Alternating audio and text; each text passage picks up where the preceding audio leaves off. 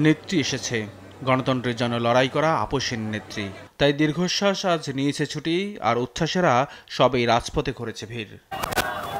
জীবন যুদ্ধের সংগ্রামী আর মুক্তিকামী মানুষের হৃদয় খচিত নাম বেগম খালেদা জিয়া। দীর্ঘ 4 মাস লন্ডনে চিকিৎসা শেষে তার দেশে ফেরা স্মরণীয় করে রাখে দলের নেতাকর্মীরা।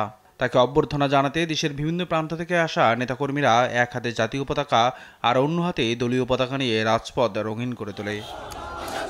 এ সময় বিভিন্ন গণতান্ত্রিকামী নেতাকর্মীরা খালেদা জিয়াকে অভ্যর্থনা জানাতে বিমানবন্দর থেকে গুলশানের সড়ক জুড়ে বিভিন্ন স্লোগানে মুখর করে তোলেন।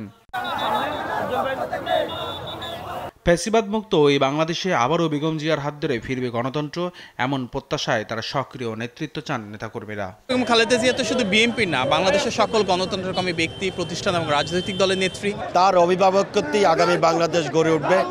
আগামীতে তিনি সুস্থ হয়ে বাংলাদেশ পুনর্গঠনে নেতৃত্ব দেবেন। মানুষের অনেক ধরনের ভাবনা, নতুন করে বাংলাদেশের যে হারিয়ে যাওয়া গণতন্ত্র আমরা পুনরুদ্ধার করতে পারবো, এটাই আমাদের প্রত্যাশা। এই দল আরো বেশি সুসংগঠিত হবে, গতিশীল হবে। আমাদের একটা আনন্দের মতো লাগতেছে, মনে হয় আমার একটা ঈদ। আমি চাই উনি রাজনীতিতে আবার আগের মতো সক্রিয় হোক, তাইলে আমরা ঐক্যবদ্ধ বেশি হব। স্বাগত জানাতে আসা রাজধানী সহ দেশের বিভিন্ন প্রান্তের নেতাকর্মীদের দাবি, ফ্যাসিবাদ তাড়ানোর পর এখন প্রয়োজন ভোটের অধিকার। মানুষ অধীর আগ্রহ আছে ভোটের জন্য।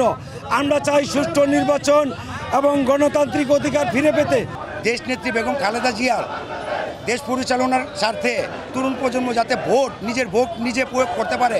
আজকের যে ওনার স্বদেশ প্রত্যাবর্তন, এটার মাধ্যমেই যেন বাংলাদেশের গণতন্ত্রের আবারও সূচনা হয়। গণতান্ত্রিকামী এই মানুষরা হয়তো অনেকেই দেখেনি নেলসন ম্যান্ডেলাকে, তবে তারা দেখেছে বাংলাদেশের রাজনীতির কিংবদন্তি খালেদা জিয়াকে। তাই খালেদা জিয়ার এই স্বদেশ প্রত্যাবর্তনে তাদের মাঝে একটাই আশা, যেন গণতন্ত্র মুক্তি পায় আর তার কাণ্ডারি হয় বেগম খালেদা জিয়া।